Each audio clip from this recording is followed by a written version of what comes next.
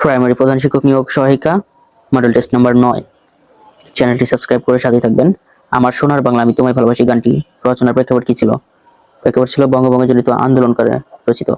আমোদ প্রদানে বিশ্বে বাংলাদেশের অবস্থান কত? বিশ্বে বাংলাদেশে আমোদ প্রদানে অষ্টম।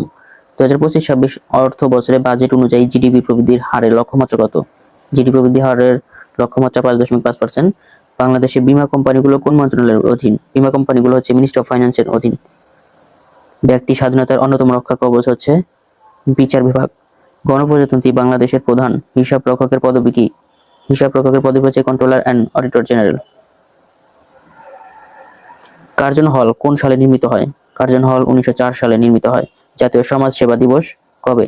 জাতীয় সমাজ সেবা দিবস হচ্ছে 2রা জানুয়ারি। মুক্তিযুদ্ধ চলাকালীন সময়ে 6 নং সেক্টরের কমান্ডার ছিলেন উইং কমান্ডার MK বাশার। কোন মুসলিম সেনাপতি সিন্ধু জয় করেন? সিন্ধু জয় করেন মোহাম্মদ বিন কাসেম। জাফনা দ্বীপ কোথায় অবস্থিত? শ্রীলঙ্কাতে। কুর্দিস্তান ওয়ার্কার্স পার্টি আনুষ্ঠানিকভাবে বিলুপ্তি ঘোষণা করা হয় 12 মে 2025 সালে।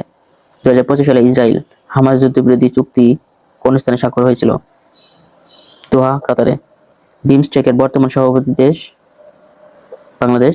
সিন্ধু সভ্যতার আদিবাসীরা কোনটির ব্যবহার জানতো না? সিন্ধু সভ্যতার আদিবাসীরা জানতো না হচ্ছে লোহার ব্যবহার। বিশ্ব ডাক সংস্থার সদর দপ্তর কোন দেশে অবস্থিত?